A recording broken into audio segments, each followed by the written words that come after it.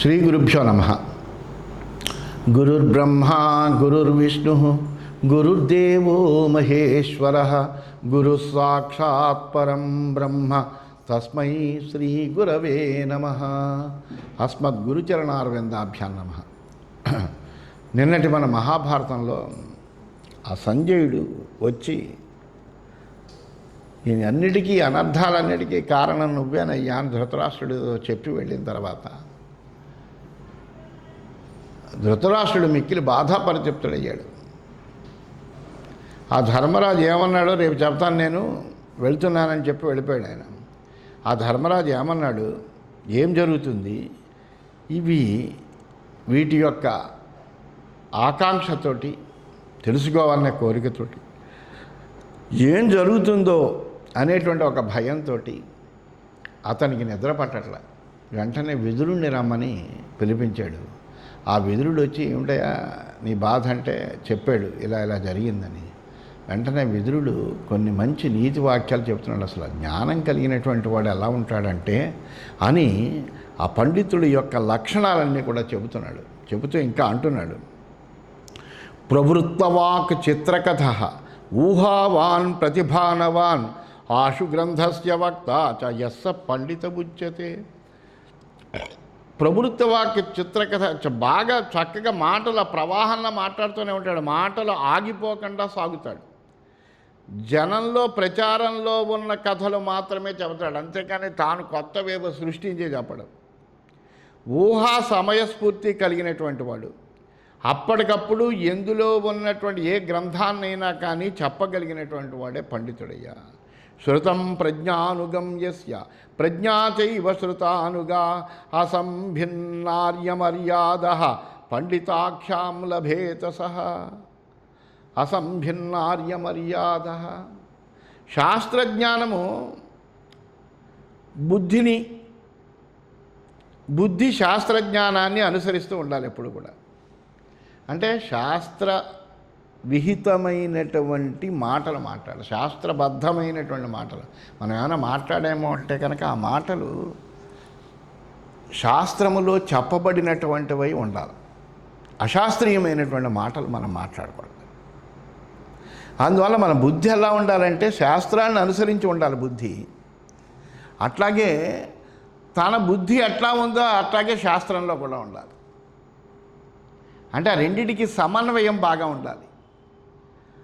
అలాగే పెద్దవాళ్ళు చేసేటువంటి కట్టడి ఒకటి ఉంటుంది, ఆ కట్టడిని అతిక్రమించకుండా ఉండాలి. ఆర్యమర్యాద అని ఉంటుంది. ఈ ఆర్యమర్యాదను అతిక్రమించకూడదు ఎప్పుడు కూడా. ఉచితానుచితాలు తెలుసుకుని మాట్లాడగలగాలి. అంతేగాని సభా మర్యాదన కానీ ఆర్యమర్యాదన కానీ పెద్దవాళ్ళ దగ్గర కూర్చున్నప్పుడు ఎట్లా మాట్లాడాలి, ఆ మాటలు మర్యాదపూర్వకంగా ఎలా ఉండాలి అనేటువంటి విధానం తెలవాలి. అందువలన అటువంటి దాన్ని ఆ పెద్దవాళ్ళ యొక్క కట్టడి ఏదైతే ఉందో దాన్ని అతిక్రమించినటువంటి వాడు ఎవడైతే ఉంటాడో వాడిని పండితుడు అంటారయ్యా.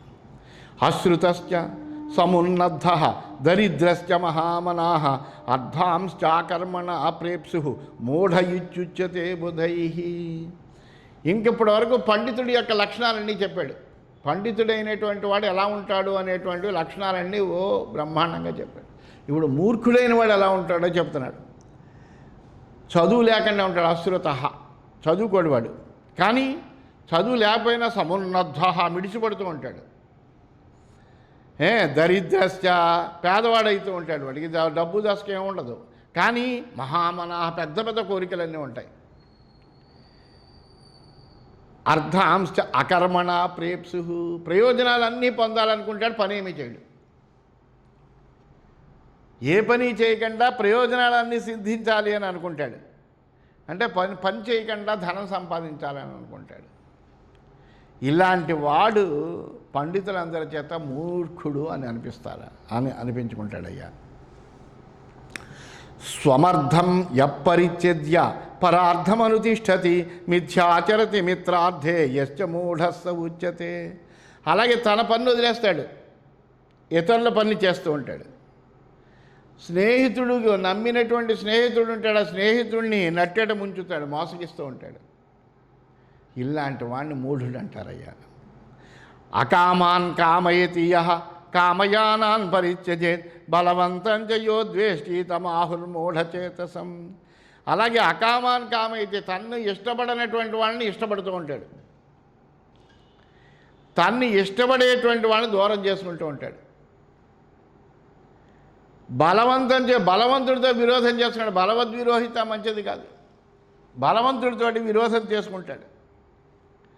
అలాంటి వాణ్ణి మూఢబుద్ధి అంటారయ్యా. అమిత్రం కురితే మిత్రం మిత్రం ద్వేష్టి హినస్తి చ కర్మచారభతే దుష్టం తమాహుర్మూఢచేతసం. శత్రువుని ఎప్పుడు మిత్రుడిగా భావన చేస్తాడు, మిత్రుడిని ద్వేషిస్తాడు, హింసిస్తాడు, చెడ్డ పనులే చేస్తూ ఉంటాడు. అలాంటి వాడిని మూఢబుద్ధి అంటారయ్యా. సంసారయతి కృత్యాని సర్వత్ర విచికిత్సతే చిరంకరోతి క్షిప్రార్థే సమూఢో భరతర్షభ. తన పనులేమోను ఇతరులకు పురమాయిస్తాడు, పురమాయించిన తర్వాత ఏమైనా ఉంటాడో నమ్ముతాడా అంటే నమ్మడు, అన్నిట్లోనూ సందేహిస్తూనే ఉంటాడు. తొందరగా చేసేటువంటి పని ఇలా సాగదీస్తూ ఉంటాడు, వెంటనే ఆ పని చేయడు. అలాంటి వాడిని మూఢుడు అంటారయ్యా. శ్రాద్ధం పితృభ్యో న దదాతి దైవతాని న చార్చతి సుహృన్మిత్రం న లభతే తమాహుర్మూఢచేతసం. తల్లిదండ్రులకి శ్రాద్ధం పెట్టడు, దేవతలను పూజించడు, మంచి హృదయం కలిగినటువంటి మిత్రుల్ని పొందడు. అలాంటి వాడిని మూఢబుద్ధి అంటారయ్యా. అనాహూత ప్రవిశతి అపృష్టో బహుభాషతే అవిశ్వస్తే విశ్వసతి మూఢచేత నరాధమాః.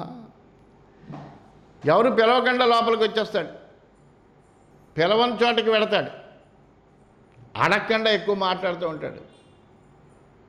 ఎవరైనా అడిగితే మనం మాట్లాడాలి, ఎవరైనా చెప్పమంటే చెప్పాలి, అంతేకాని అడగకుండా మాట్లాడేస్తూ ఉంటాడు.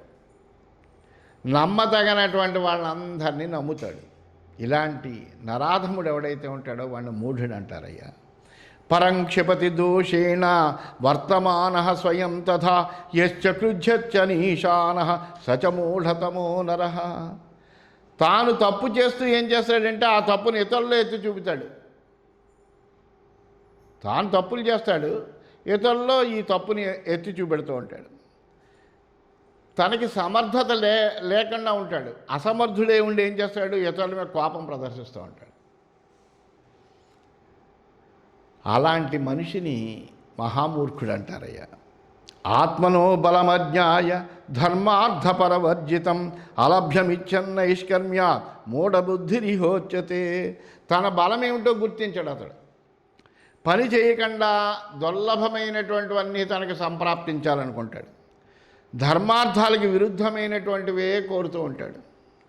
అలాంటి వాణ్ణి లోకంలో మూఢుడు అంటారయ్యా. అశిష్యం శాస్త్రియో రాజన్ యశ్చ శూన్యముపాసతే కదర్యం భజతే యశ్చ తమాహుర్మూఢచేతసం. అర్హత లేనటువంటి వాడికి ఉపదేశం చేస్తాడు,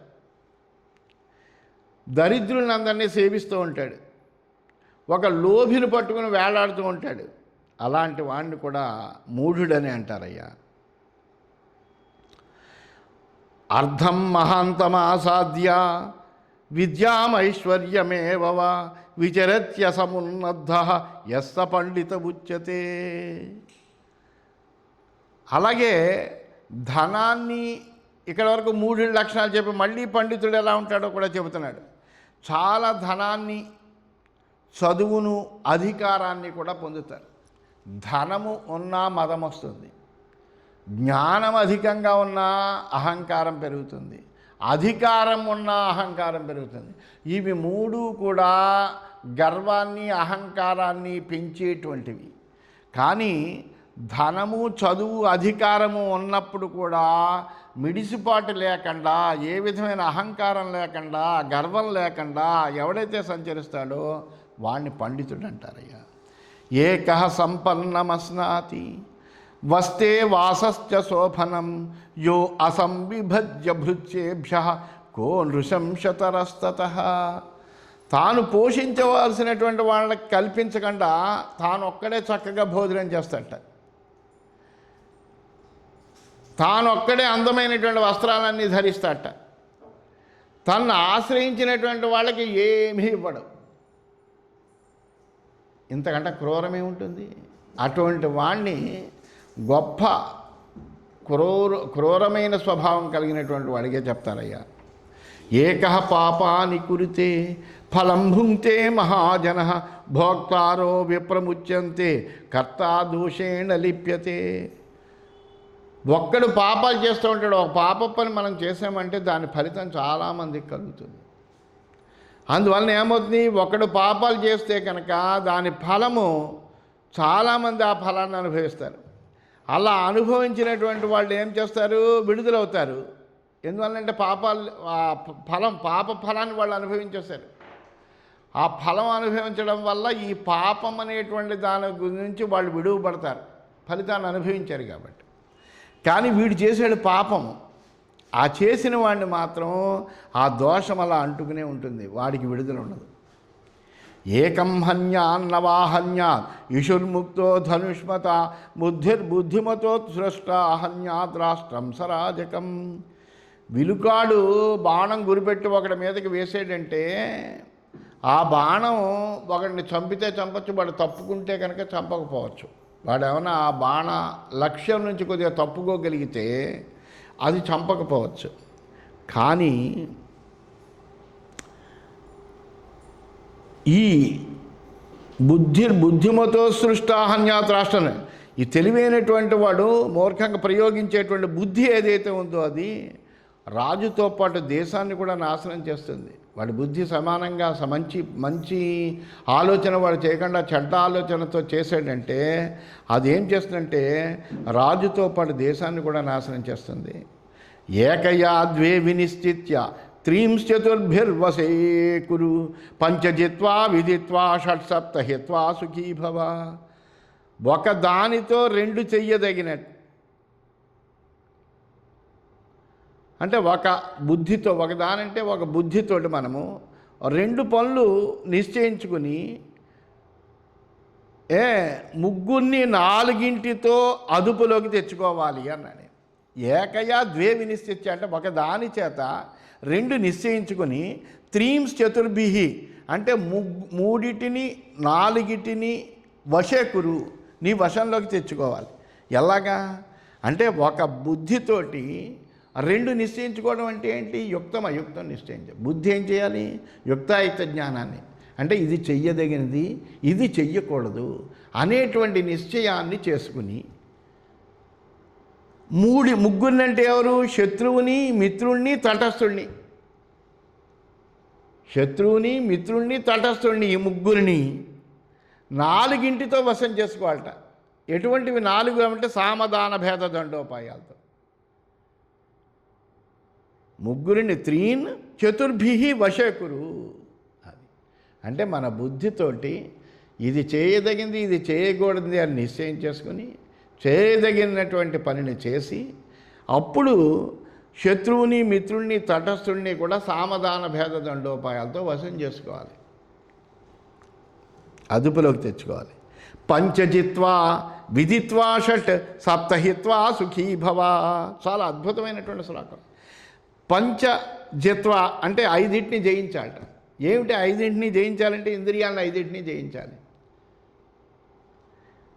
జయించి ఆరింటిని విదిత్వా షట్ ఆరింటిని తెలుసుకుని, ఆరింటిని తెలుసుకోవడం ఏంటంటే సంధి విగ్రహ యాన ఆసన ద్వైధీభావ సమాశ్రయాలు అనేటువంటివి తెలుసుకుని, సప్తహిత్వ ఏడింటిని విదిలిపెట్టేయాలి.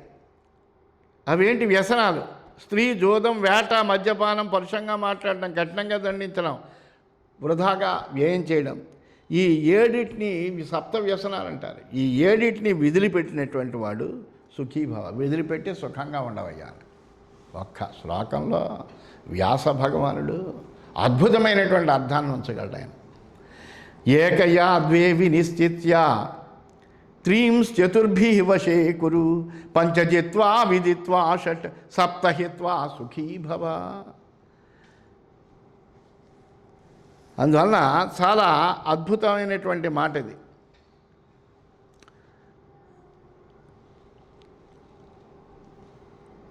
ఇంకా దీంట్లో ఈ శ్లోకానికి చాలా రకాలైనటువంటి వ్యాఖ్యానాలు కూడా ఉన్నాయి. అంటే ప్రవృత్తి నివృత్తి మార్గాల్ని తెలుసుకుని ధర్మార్థ కామ రూపాలని యజ్ఞాధ్యయన దాన తపో రూపాలైన నివృత్తి ధర్మాల చేత ఇంద్రియాలను జయించి కామక్రోధ లోభ మోహమదమాశ్చర్యాల్ని విడిచిపెట్టి ఇలాగ మనము జ్ఞానాన్ని పొందడం కోసమని ఇట్లాగ ఉండాలి అనేటువంటి మరొక రకమైనటువంటి వేదాంతపరమైనటువంటి అర్థం కూడా ఇందులో ఉంది. ఏకం విశరసో హంతి శస్త్రేణైకశ్చ వధ్యతే సరాష్ట్రం సప్రజం హంతి రాజానం మంత్ర విప్లవ. విషరసం తాగితే వాడు చచ్చిపోతాడంతే. విషం పుచ్చుకుంటే అది ఎవడైతే విషాన్ని పుచ్చుకుంటాడో వాడు చచ్చిపోతాడు. అలాగే ఆయుధం ఎవడి మీద పడితే వాడినే చంపుతుంది. కానీ రాజు మంత్రులు చేసేటువంటి ఆలోచన ఏదైతే ఉందో అది దేశము ప్రజలతో సహా రాజును కూడా నశింపచేస్తుంది సరైన ఆలోచన చేయకపోతే.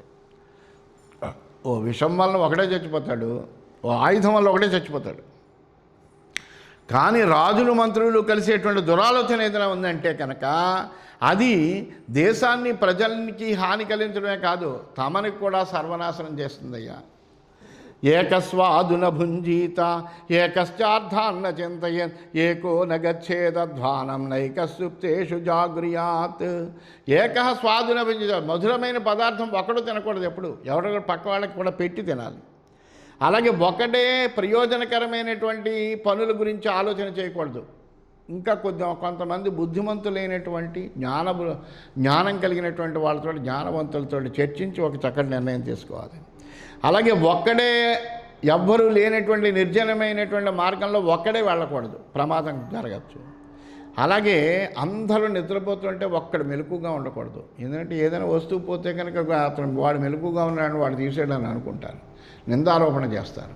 అందువల్ల అందరూ నిద్రించే చోట ఒక్కడు మెలకుగా ఉండకూడదు. ఏకమేవాద్వితీయం తద్ యద్రాజన్నావబుధ్యసే సత్యం స్వర్గస్య సోపానం పారావారస్య నౌరివా. సముద్రం దాటడానికి నావలాగా సత్యం ఒక్కటే స్వర్గానికి మెట్టు. స్వర్గానికి వెళ్ళాలి అంటే సత్యం, వాడు సత్యసంధుడై ఉండాలి. సత్యసంధుడైనటువంటి వాడు స్వర్గానికి వెళతాడు. ఎందుకంటే అది ఒక సోపానంలా ఉంటుంది. రెండోది ఏమీ లేదు, దాన్ని నువ్వు తెలుసుకోలేకపోతున్నావు, సత్యాన్ని నువ్వు తెలుసుకోలేకపోతున్నావు, అంతేనయ్యా. ఏకక్షమవతాం దోష ద్వితీయో నోపభజ్యతే యదేనం క్షమయా యుక్తం అశక్తం మన్యతే జన. ఓర్పు కలిగినటువంటి వాడిని ప్రజలందరూ ఏమంటారు? చేతకాని వాడు అంటారు. పోనీ ఏదో అనుకుంటారులే అని మాట్లాడకుండా ఉన్నంతకాలం వాడిని చేతకాని వాడే అంటారు. కానీ ఓర్పు కలిగినటువంటి వాళ్ళ విషయంలో ఇదొక్కటే తప్పు. వీడు నా చేతకాని వాడని అంటారు, అంతకు మించి ఇంకేమనరు. రెండో దోషారోపణ చేయడానికి వాడికి ఏమీ దొరకదు. ఇంకా సోస్య దోషో నమంతవ్య క్షమా హి పరమం బలం క్షమా గుణో హ్యసక్తానాం శక్తానాం భూషణం క్షమా. ఆ తప్పు ఓర్పు గలవాడిది అని అనుకోకూడదు ఎప్పుడు కూడా. ఎందుకంటే ఓర్పు అనేటువంటి సహనం అనేటువంటి చాలా గొప్ప బలం. అది మనం అనుకుంటూ ఉంటాం అలా సహనంగా ఉండేటప్పటికీ అందరూ మన చేతకాని వాడు అనుకుంటున్నాడని. అలాగే అసమర్థులకు కూడా ఓర్పు గుణమే. ఎందుకంటే సామర్థ్యం లేదు, చచ్చినటువంటి సహించాల్సిందే. అందువల్ల అసమర్థులకి ఓర్పు గుణము, సమర్థులైనటువంటి వాళ్ళకు కూడా ఓర్పు అలంకారం. అది క్షమా వశీకృతుల్లోకే క్షమయా కిం న సాధ్యతే శాంతి ఖడ్గక్కరే యస్యా కిం కరిష్యతి దుర్జన. ఈ ప్రపంచంలో ఓర్పు అనేటువంటిది ఒక వశీకరణ మంత్రం లాంటిది. ఓర్పుతో దేన్నైనా సాధించవచ్చు, అందులో ఏమీ సందేహం లేదు. చేతిలో శాంతి రూపమైనటువంటి కత్తి ఉంటే కనుక వాణ్ణి దుర్జనుడు ఏమీ చేయలేడు. అతృణే పతితో వహ్ని స్వయమేవోపశామ్యతి అక్షమావాన్ పరం దోషై ఆత్మానం చేయవయోదేత్. ఎక్కడ అగ్ని విజృంభడానికి వీలైనటువంటి ప్రదేశం ఏం లేనటువంటి చోట అగ్ని పడింది అనుకోండి, అది దానంతట అదే తన యొక్క తీక్షణతను కోల్పోతుంది. అందువలన గడ్డి లేనటువంటి చోట పడ్డనటువంటి నిప్పు దానంతట అదే చల్లారుతుంది. అలాగే ఓర్పు లేనటువంటి వాడు తనను ఇతరులను కూడా తప్పులతో జతపరుస్తూ ఉంటాడు. అక్షమావాన్ పరం దోషై ఆత్మానం చెప్తా, ఇతరుల్ని తనని కూడా దోషాలతో కలుపుతూ ఉంటాడు ఎంతసేపు. ఏకో ధర్మ పరం శ్రేయ క్షమైకా శాంతిరుత్తమ విద్యైకా పరమా తృప్తి అహింసైకా సుఖావహ. అందువల్ల ఏంటంటే ఏకో ధర్మ పరం శ్రేయ, ఒక్క ధర్మం ఒక్కటే మనకు పరమమైనటువంటి గొప్పదైనటువంటి శ్రేయస్సుని కలిగించేది ఏంటయ్యా అంటే ధర్మం. అలాగే ఓర్పు ఒక్కటే శాంతిని కలిగిస్తుంది, ఉత్తమమైనటువంటి శాంతిని కలిగిస్తుంది. అలాగే చదువు ఒక్కటే మనకు తృప్తిని కలిగిస్తుంది. అహింస ఒకటే సుఖాన్ని చేకూరుస్తుంది. పృథివ్యాం సాగరాంతాయాం ద్వామివౌ పురుషాధమౌ గృహస్థశ్చ నిరారంభ సారంభశ్చైవ భిక్షుకః. ఈ సముద్రం దాకా ఉన్నటువంటి ఈ భూమి మీద అధములైనటువంటి పురుషులు ఇద్దరే ఉన్నారయ్యా. ఒకటి ఏంటంటే గృహస్థుడై ఉండి పని చేయకుండా ఉండేవాడు. గృహస్థుడై ఉండి ఏ పని చేయకుండా స్వామరిగా ఎవడైతే కూర్చుంటాడో వాడు నరాధముడు. అలాగే సన్యాసి అయి ఉండి పనుల్లో మునిగిపోతూ ఉంటాడు, అనేకములైన పనులు పెట్టుకుంటాడు. వాడు సన్యాసం తీసుకున్నాడు, అన్నీ వదిలేసినటువంటి వాడు ఆత్మజ్ఞానం కోసమని బ్రహ్మజ్ఞానం కోసమని ఆ పరమాత్మని ధ్యానం చేసుకుంటూనే కూర్చోవాలి తప్ప మిగిలిన పనులు అనవసరం. అందువలన సన్యాసి అయి ఉండి పనుల్లో మునిగిపోయేటువంటి వాడు కూడా నరాధముడే. అందువలన ఈ లోకంలో ఇద్దరు అధములు ఉన్నారు. గృహస్థుడై ఉండి ఏ పని చేయనివాడు, సన్యాసి ఉండి అన్ని పనులు మీద వేసుకునేటువంటి వాడు. ఈ ఇద్దరూ కూడా పురుషాధములు. ద్వామివౌ గ్రసతే భూమి సర్పో బిలసయానివ రాజానం చా విరోద్ధారం బ్రాహ్మణం చా ప్రవాసినం. ఈ రంధ్రాల్లో ఉంటాయి కలుగుల్లో. ఆ కలుగుల్లో ఉండేటువంటి ప్రాణుల్ని ఏం చేస్తే పాములు తింటూ ఉంటాయి. అంటే ఈ ఎలకల్ని ఇలాంటి వాటిని పాములు తింటూ ఉంటాయి.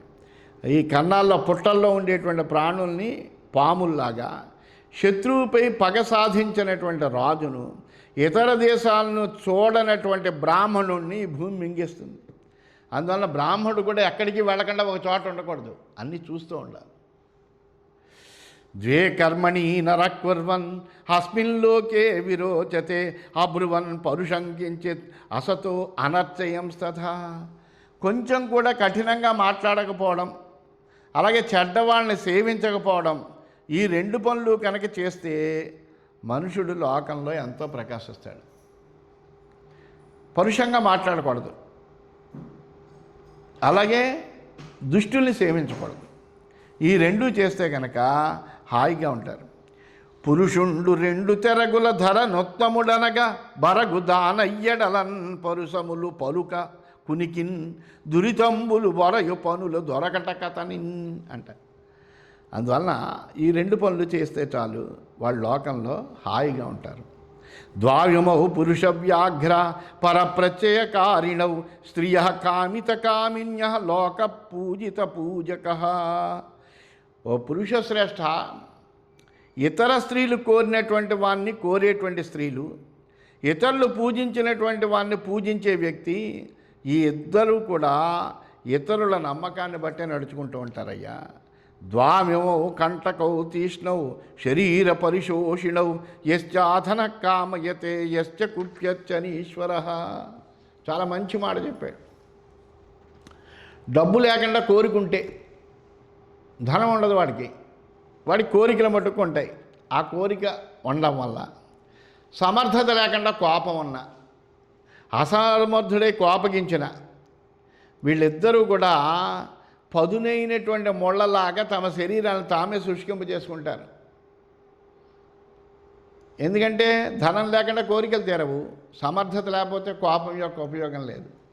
అందువలన ఇల్లాగా విదుర నీతి అంటారు దీన్ని అంతటిని కూడా. అనేకములైనటువంటి నీతి వాక్యాలు ఆ ధృతరాష్ట్రుడికి అల్లాగా చెప్తూనే ఉన్నాడు. అందువలన అంత చక్కటి మంచి విషయాలన్నీ కూడా విదురుడు చెబుతున్నాడు, ఇంకా చెబుతున్నాడు. అవన్నీ కూడా రేపటి భాగంలో తెలుసుకుందామని తెలియజేస్తూ స్వస్తి.